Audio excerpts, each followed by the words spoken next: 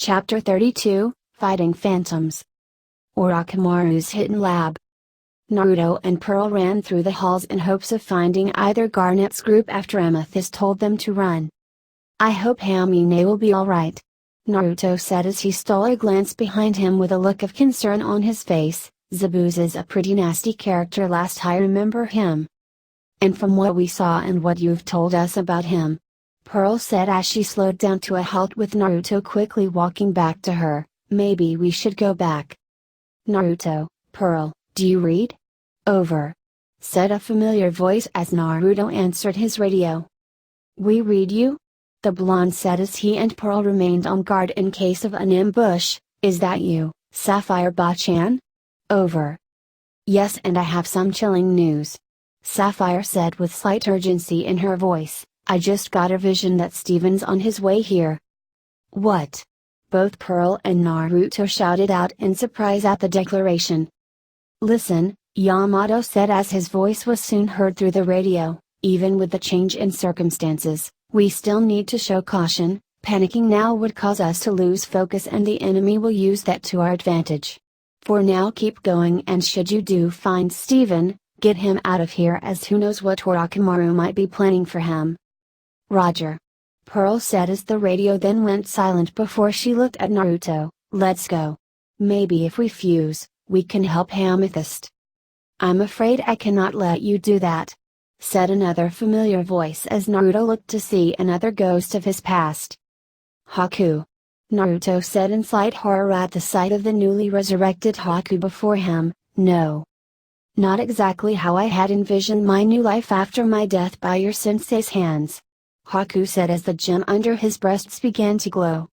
The resurrected ninja pulled out a handle that appeared from the gem and he pulled it out of his chest to reveal twin knives that had a long inward curve on the sharpened side with ice-like designs adorned at the guard and hilt. "But now I follow new orders," Haku said as went into a fighting stance, "even if I do not wish to." Summoning the weapons, Pearl and Naruto prepared themselves for a fight through the narrow hallway. Could things get any worse for them? Forest. Connie and Kuzubu continued to follow Lapis and Sai while still trying to deal with the occasional beast that Sai would send their way. "We're not getting any closer," Connie growled out after she destroyed the last ink beast from the recent group that was sent her way. "We need to find a way to cut him off." "I can take a chance with a jutsu," the green-furred lion said as he kept his sights on the giant bird made of ink while occasionally stealing glances at the road ahead of him, "but I fear of hitting Steven or Lapis." Looking ahead to see bright sunlight, Connie hunkered down closer to Kuzubu while tightening her grip carefully on the lion's flesh as she said, "We only have one shot to do this. Do you happen to know any ninjutsus?" "I do, but what do you have planned?" Kuzubu said as the girl on his back whispered into his ear, causing a surprised look to appear on his face. "Are you crazy? Your mother would tan my hide worse than Chimamira if I let any harm come to you." "I know," Connie said as she tightened her focus, "but who knows what awaits us at the end of the forest. We need to do this." Weighing the options he had, the lion let out a reluctant sigh as he then said, "All right. I know that the result of whether or not I go forth with your plan is not desirable. But I do trust you." Connie smiled before holding tightly as Kuzubu leapt through the branches until he was now running across the treetop where Sai's giant bird and Lapis with her own birds were in clear view, alongside a deep ravine that was at the forest's edge. "Now!" the girl roared out as the green lion summoned what power he could into a mighty leap. Connie quickly jumped onto her feet before using Kuzubu's head to support her own jump. She then took the scabbard of Rosa's sword and placed her feet on it like a skateboard. "This better work," Kuzubu said as he drew in a huge breath. "Wind style, great breakthrough jutsu." Letting out the collected air, Kuzubu launched a powerful gust of wind that slammed into the pink scabbard, which resulted in a powerful force sending Connie far more closer to Sai. "Let him go," the girl roared out as she swung the large blade at the beast, effectively slicing the wing off. Tightening his focus, Sai used a lone hand sign to allow his ink bird to regrow its wing at the price of reducing in size. Sai then quickly drew something on his scroll before holding out a hand sign. Ninja art. The ninja said as a spider about the size of Steven leapt out of the scroll, Super Beast Scroll. The spider latched itself onto Connie, binding her arms and legs together, and caused her to plummet towards the bottomless pit below. Connie! Steven cried out as he watched one of his friends fall to her death while he couldn't do anything. Lapis saw this and was about to send a couple of her water birds, but her birds were unfortunately destroyed by a couple of ink dragons Sai had quickly sent her way. The blue gem gracefully dodged the dragons while using her trident to fight them off, unable to figure a way to save Steven's friend. With the wind rushing around her, Connie tried to struggle her way out of the bindings to only find that despite being made of ink, these bindings were quite tough. The girl focused all of her mind and spirit into prying herself free, but she never noticed the necklace that Okaina had given her began to glow brightly. Foom! Connie suddenly felt herself on top of something covered in fur that had momentarily thrashed a little bit before it stopped. What the? The girl asked as she looked to find that she was on a giant lion with wings. This winged lion had fur that was a mixture of red and orange while its mane was a fiery yellow. This lion was also wearing wooden sandals similar to what samurais would wear, and it also had a white towel that was twisted to form a headband that was wrapped around its head. This headband also seemed to help hold a porcelain mask that was in the form of a gruff, bearded man. Connie also noted that this lion was gigantic. It also wasn't as large as Okaina but was large enough to easily dwarf Kuzabu. I don't know who the hell summoned me since I know I wasn't summoned by that Steven cub, the lion said with a gravel gruff voice that was slightly laced with excitement, but they must have some serious pair of balls to summon me, Kasai Haritsu, in midair like this.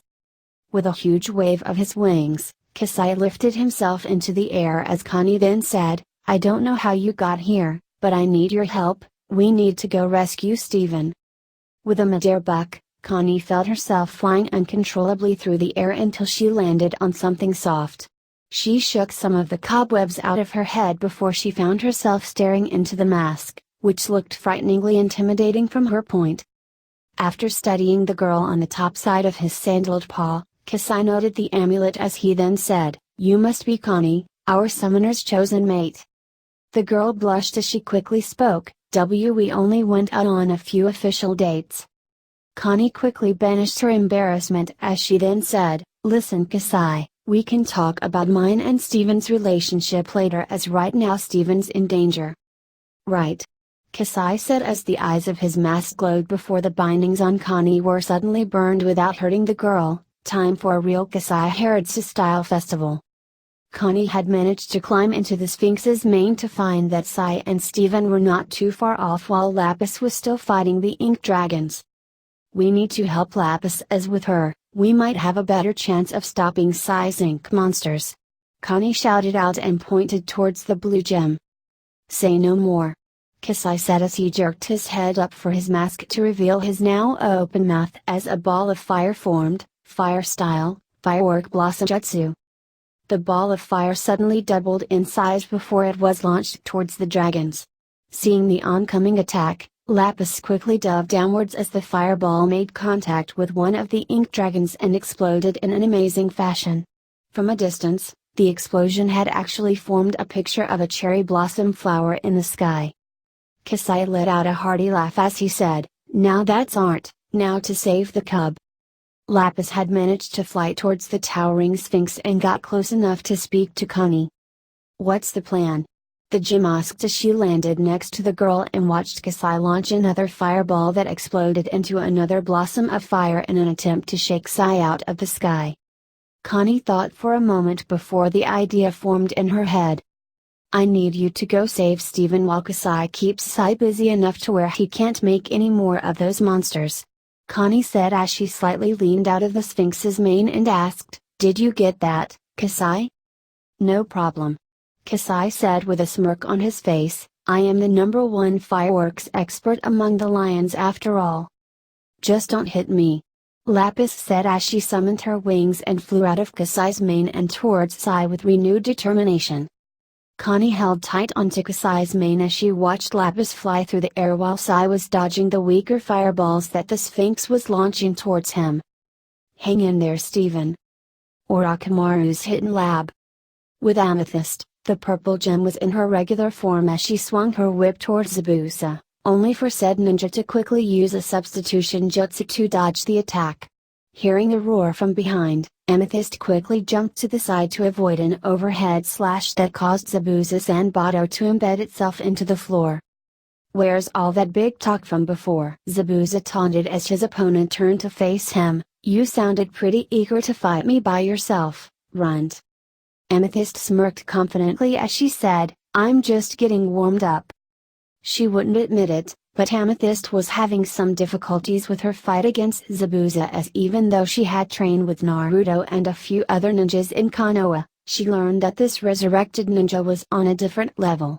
Zabuza was constantly rushing towards her and not even giving her time to breathe, all the while constantly using a jutsu to either dodge or attack her. She didn't know what to do. Summoning another whip, Amethyst used her first whip to try to strike Zabuza while he tried to pry his Zanbato out of the ground. Seeing the attack, Zabuza quickly used an arm to catch the vine and wrap it around his forearm.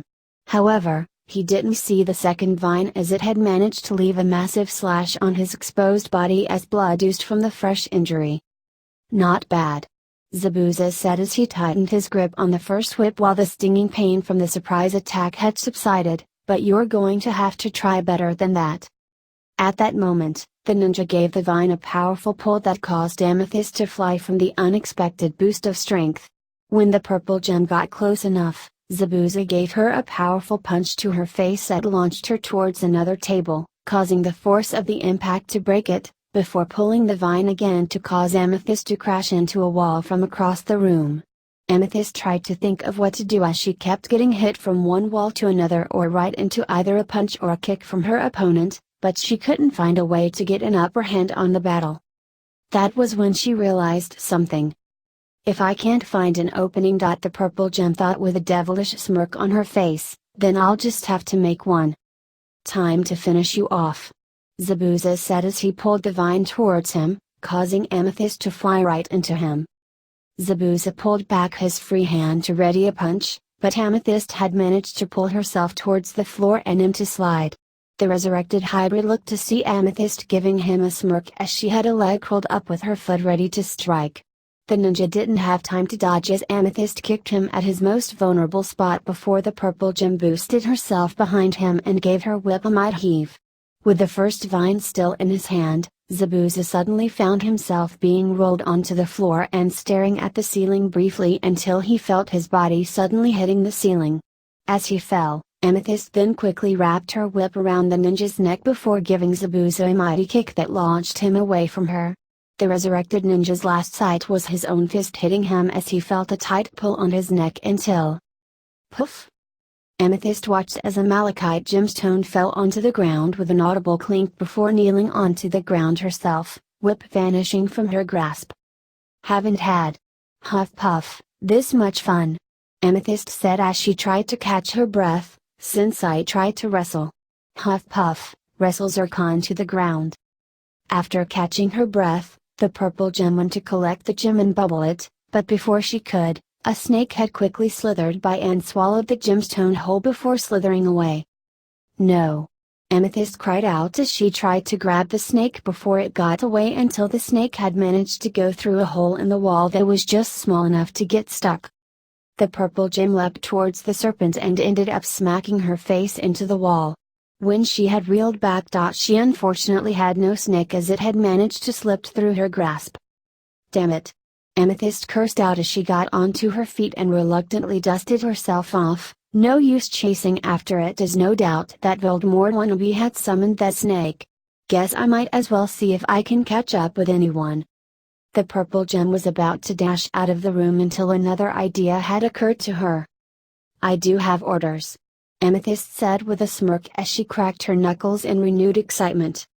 With Naruto and Pearl, spark flew through the air as the duo had clashed with Haku numerous times before the ninja had managed to jump away in time. I see that your skills have improved much since last we met.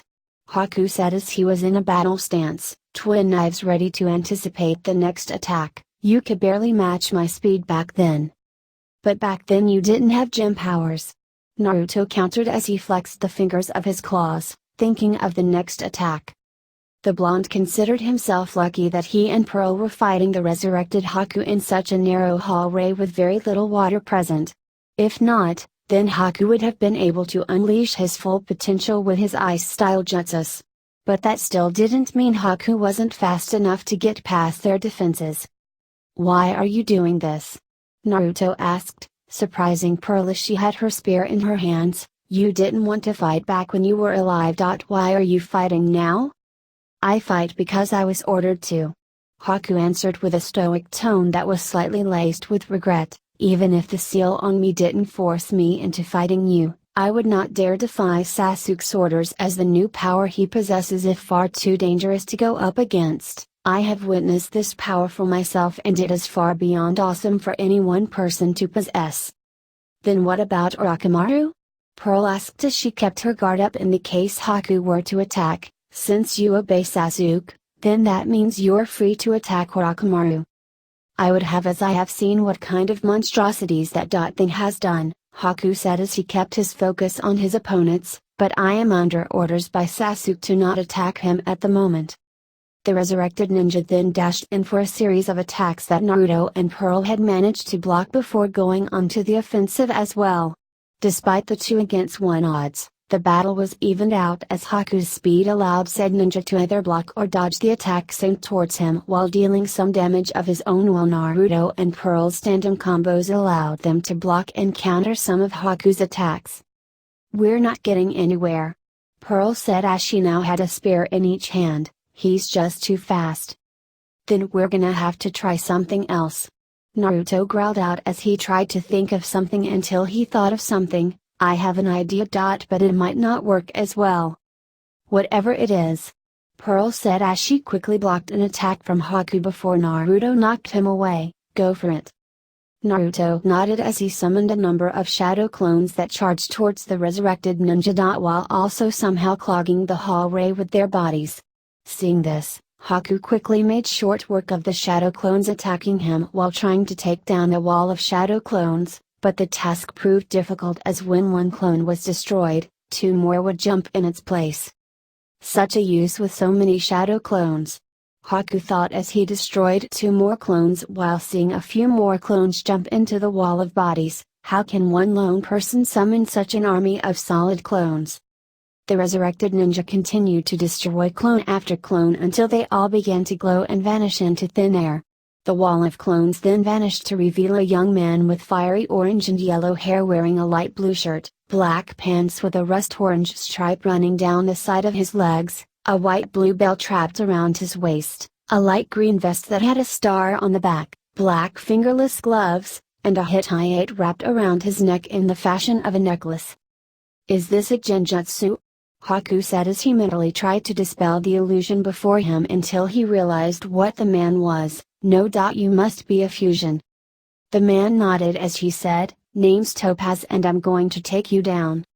Topaz rushed in after summoning Pearl's spear and went in for the attack with enough speed to surprise Haku as the blade had managed to get stabbed into his body.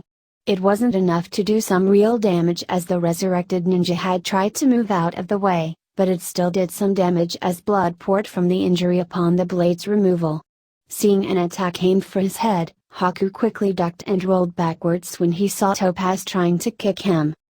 "They're faster than before," Haku thought to himself as he was now dodging a series of attacks from the gym fusion after he had switched to using Naruto's claws, "and no doubt they are stronger than before, as I could have been killed by that attack." Haku continued his defense while occasionally landing a few slashes of his own against the fusion. The resurrected ninja had to change his defensive strategy as often as Topaz had switched his weapons between spears, claws, and even a weapon similar to that of a Kuza-Urigama. "I must find an opening," Haku thought as he dodged the weighted end of Topaz's chain before having to block a knee strike from the fusion. Haku continued to avoid the fusion's attack until he noted something. "Topaz appears to be slightly stressed and isn't as strong as I thought." Haku thought as he noted sweat rolling down the side of the fusion's tense face, and if I recall correctly, he had already looked uncomfortable the moment he arrived. Perhaps their fusion is flawed, or maybe. The resurrected ninja jumped out of the way as Topaz had tried to attack them. Damn it! Topaz thought as he felt the slight strain on his body as he continued his attacks. I'm not sure just how long I can keep my form compressed like this, any longer and the fusion will fail. But we can't let up. Topaz's pearl half of his mind added after the fusion swapped his chain for said gem's spears. If we allow Haku any more room, then he'll surely have an advantage over us.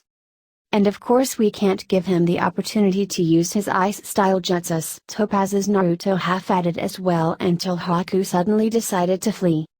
Oh no you don't! Topaz growled out as he gave chase to the resurrected ninja. The fusion continued to give chase until he and Haku stopped in the middle of a large room that had a pool in the middle. Big mistake. Topaz said with a smirk as his body glowed briefly before we was now twice the size of his opponent. Now I don't have to focus on keeping my form stable just so I can fight you. You're not the only one who won't hold back any longer. Haku said as he flashed through the needed hand seals and jumped back onto the pool, ice style, crystal ice needles. The resurrected ninja stomped on the water, causing water to fly into the air before they were formed into needles and launched towards the large fusion. Topaz had managed to shield his face and gems from the attack as numerous needles had embedded themselves into his body. The fusion then felt himself getting struck in the stomach as Haku then used a water jutsu against him. He's right. Topaz thought as he just narrowly dodged the jutsu before feeling a few needles dig into his body. Not only does Haku have access to his jutsus, but now that I'm at my full size, I'm a much bigger target for him to hit. While I could compress my body to better avoid his attack, I need to carefully use my energy so that I can focus on keeping my form stable. Topaz continued to dodge what attacks he could while blocking a majority that connected as he tried to think of what he could do. It was without a doubt that the resurrected ninja's gem powers granted him more energy and power, but even gems can get fatigued. But that would be more difficult than it sounded since most gems have near boundless energies. Even if I make myself invisible, he could use his skills as a hunter ninja to find me. Topaz growled out as he kept his sights on Haku. So what can I do? How can I hope to beat him? More needles had dug themselves into the fusion's body before Topaz suddenly vanished into thin air. Haku ceased his attack as he tried to track his opponent using what skills he had learned from Zabuza. Shadow Clone Jutsu. Topaz said as two of them appeared before the hunter ninja with attacks ready for him, both of them armed with sharp claws. Haku quickly ducked and flashed through a few seals, causing large spears of ice to impale themselves into the two. The fusions disappeared into clouds as a third Topaz appeared right above the resurrected ninja while a fourth Topaz suddenly blasted out of the water underneath, both of them having a sphere of chakra in their palms. Rasengan. Both fusions said as they collided into Haku. Boom. Only to end up destroying each other as the hunter ninja quickly dove out of the way with enough time for the bottom of his foot to lightly brush by. Haku then felt chains wrap themselves around his body like constrictors while another Topaz appeared out of thin air with a Rasengan ready. Rest in peace. Topaz said as he rushed towards the resurrected ninja, for a good hopefully. Not just yet. Haku said until more chains had suddenly wrapped themselves around him. What? The hunter ninja looked to find numerous Topaz clones binding him with countless chains and being lifted into the air away from the water. Time to end this. Topaz said as the sphere of chakra was now glowing a golden color as bright as the sun. Golden Rasengan. Topaz slammed the sphere right into Haku's face, effectively destroying the ninja's head and causing the ninja's body to disperse into clouds along with the numerous clones, leaving just the Topaz on the water. Gotcha. The fusion said as he grabbed the aquamarine stone out of the air and stood there for a pregnant moment of contemplation. Crush. Topaz released his fist as sparkling blue dust poured out of his hand and scattered away from him. I hope we never meet like this again. Topaz said as a tear rolled down the side of his face. You truly need your rest. My friend. Topaz briefly glowed before splitting back into Naruto and Pearl, both of them with a sudden look on their faces. After a brief moment of silence, Pearl carefully placed a gentle hand on the blonde's shoulder and said, "I'm sure Haku would have wanted you to do this. Despite how difficult it was to do this." Naruto carefully grabbed Pearl's hand and glanced over towards her. With a slightly peaceful smile on his face. "Yeah," Naruto said briefly before a silent resolve was formed on his face, "let's finish this." Hey guys, what's going on? Thank you so much for watching today's episode. If you guys want to watch more like it, please subscribe to my channel and become part of the video game fanfiction plot. And please leave a comment down below and hit that like button. If you guys have any suggestions on any stories you guys want me to read, don't hesitate. They're always welcome here in the video game fanfic plot. That also goes for video games. Until next time, goodbye!